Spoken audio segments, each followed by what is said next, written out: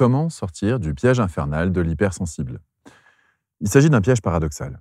Je vais m'expliquer en quelques mots. Alors déjà, ceux qui ne savent pas, les personnes hypersensibles sont celles qui vont avoir tendance à percevoir ou à ressentir les choses avec une amplitude émotionnelle associée qui est de l'ordre du démesuré par rapport à la norme. C'est-à-dire qu'il y a une forte amplitude émotionnelle, quels que soient les événements. Ça peut aussi bien être de l'amplitude de tristesse, de colère ou de joie également.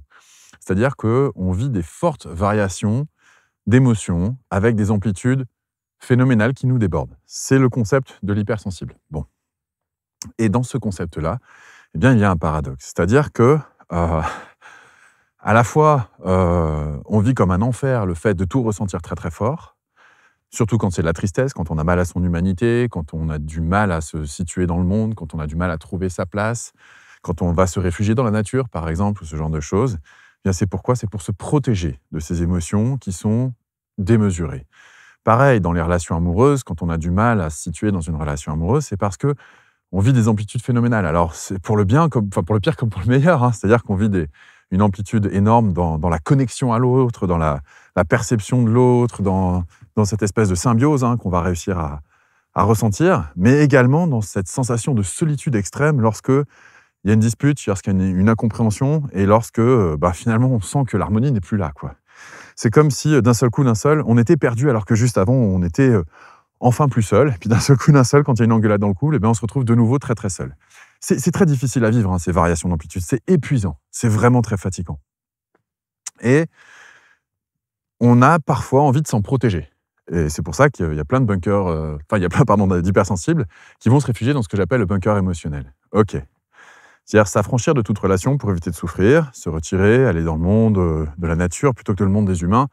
Bref, ce genre de réflexe que j'imagine vous connaissez par cœur. Alors, pourquoi c'est paradoxal? Eh bien parce que c'est à la fois un enfer de vivre ces amplitudes émotionnelles, c'est épuisant, et en même temps, si on proposait aux hypersensibles demain de ne plus vivre cette amplitude émotionnelle, eh bien la plupart seraient tristes parce qu'ils auraient l'impression de ne pas être vivants.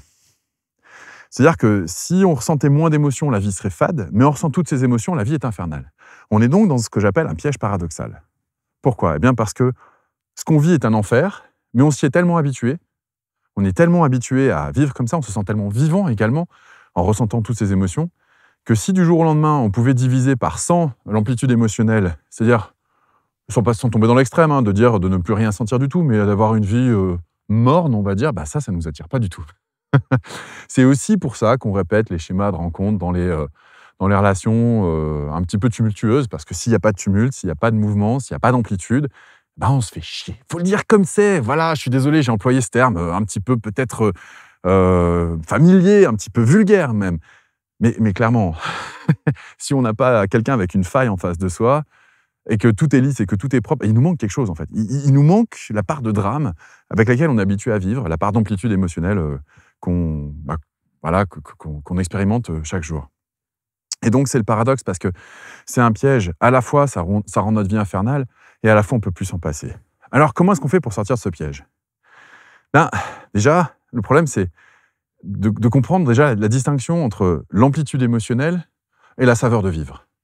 Si jamais vous avez besoin d'une amplitude émotionnelle forte pour retrouver la saveur de vivre, ça veut dire que vous n'appréciez, si je prends un parallèle avec la cuisine, hein, ça veut dire que vous n'appréciez la cuisine que quand elle est sur des goûts saturés, c'est-à-dire un excès de sel, un excès de sucre, et que c'est des goûts hyper forts, ou un excès de piment, ou bref, peu importe, un excès d'épices. Et quand je parle d'excès, c'est vraiment excessif, c'est-à-dire que pour la plupart des gens, ils seraient incapables de manger un plat pimenté, par exemple, prenons cet exemple-là, un plat pimenté, les gens ils seraient incapables de le manger.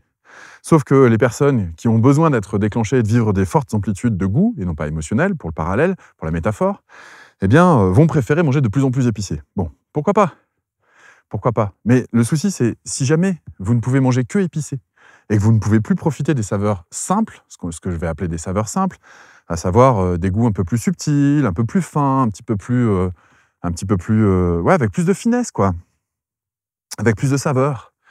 Eh bien, ça veut dire qu'on n'arrive pas à apprécier la saveur de la vie pour ce qu'elle est et qu'on va créer du drame pour pouvoir se sentir vivant. Donc ça veut dire réapprendre la subtilité du goût et non pas le goût saturé qui va nous déborder. Typiquement, dans des plats, peut-être, alors je ne sais pas si vous avez déjà fait l'expérience, mais essayez de manger des frites sans sel. Par exemple, si vous mangez des frites, vous allez vous apercevoir que vous allez pouvoir sentir non seulement les différences de pommes de terre en fonction de ce qu'a fait la frite, mais aussi le goût de l'huile et combien de fois elle a été utilisée. On retrouve des saveurs comme ça. De la même manière, est-ce que vous avez déjà essayé de manger de la salade sans sauce? C'est particulier ce genre de choses. Et en effet, c'est pas évident. C'est-à-dire que au prime abord, on n'a pas envie, c'est pas tentant, mais on va découvrir des nouvelles saveurs. Donc l'idée, c'est de pouvoir apprécier la vie avec plus de saveurs, mais moins d'amplitude émotionnelle. C'est-à-dire, au lieu que l'amplitude soit en gros sur la verticalité, c'est-à-dire sur la force du signal, eh bien, on va chercher à ressentir des émotions sur la complexité des émotions et la subtilité des émotions. Ça, c'est une clé super intéressante. Le problème, c'est que pour y arriver, eh bien, à un moment donné, il faut, à mon sens en tout cas, réussir à trouver suffisamment de sécurité intérieure pour ne pas déclencher ces stratégies d'auto-sabotage, ces systèmes justement de paradoxe, de se retrouver enfermé dans ce piège. Parce qu'au bout d'un moment, quand tout va trop bien et qu'on se fait chier, comme je le disais tout à l'heure, qu'est-ce qui se passe? On va aller chercher, provoquer le drame, la jalousie, la crise, le truc qui nous déborde. Mais c'est plus fort que nous, hein, c'est vraiment plus fort. Moi, je l'ai constaté a posteriori, je n'arrivais même pas à me l'avouer à ce moment-là, hein, que finalement, je participais à la création de situations dramatiques dans ma relation, parce que sinon, je me disais, il est où le loup? Qu'est-ce qui va me tomber dessus? Et donc, il y avait cette stratégie d'auto-sabotage que j'enclenchais dans ma relation. Donc, c'est quelque chose que j'ai connu. C'est pas facile de s'en rendre compte. C'est pas facile de se dire, mais en fait, là, c'est moi qui provoque ça. Donc, pour sortir de cette provocation, cette amplitude émotionnelle pour se sentir vivant, et du coup ne pas se retrouver enfermé dans ce piège paradoxal de soit je ressens trop d'amplitude, et que ce soit de la joie ou de la tristesse, hein, soit c'est hyper ample, et je me sens vivant, mais en danger, quand ça va pas, quand c'est des émotions désagréables, soit j'ai tout annihilé, j'ai tout bloqué, je ressens plus rien, et je me fais chier. Et donc un excès comme l'autre va nous mettre en mouvement et va nous déborder. Donc, l'idée pour hacker ce schéma infernal, eh bien, c'est de réussir à retrouver suffisamment de sécurité intérieure pour ne pas déclencher ces stratégies d'auto-sabotage et de réussir à savourer, comme je disais, la complexité des émotions et non pas l'amplitude des émotions. Alors, pour ce faire, ça paraît plus compliqué que simplement énoncer, ça paraît simple énoncé comme ça, mais c'est plus compliqué que ça n'en a l'air. Voilà, c'est ce que je voulais dire.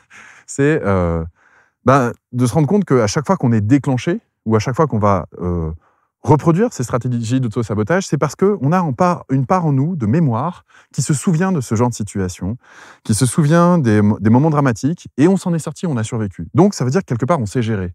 Mais s'il n'y a pas de drame, il nous manque quelque chose, on est sur le qui-vive quelque part.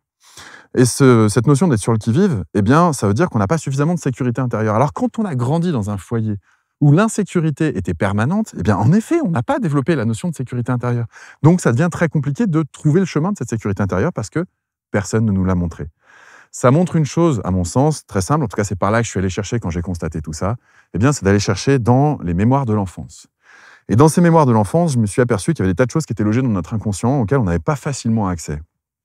Et je me suis intéressé au travail sur l'enfant intérieur, c'est-à-dire, on va dire d'une certaine manière, nos mémoires d'enfance qui vont faire en sorte qu'on va être déclenché ou pas dans certaines situations, qu'on va soi-même déclencher ces stratégies d'auto-sabotage et surtout qu'on va tout faire pour se retrouver dans une situation d'insécurité parce que celle-là, on la connaît et on sait s'en sortir. Et aussi paradoxal que ça puisse paraître, eh bien, ça ressemble un petit peu aux personnes qui disent « j'ai envie d'arrêter de fumer mais je le fais pas ». Nous, c'est pareil, on aimerait peut-être retrouver plus de paix intérieure, mais si on trouve plus de paix intérieure, eh bien, il nous manque la saveur de la vie par rapport à l'amplitude. Et donc, c'est pour ça que je voudrais vous inviter à développer la saveur de l'appréciation de la multitude et non pas de l'amplitude des émotions. Si jamais vous voulez travailler sur votre enfant intérieur et sur ces mémoires traumatiques que vous pouvez avoir, j'organise un défi dans pas longtemps.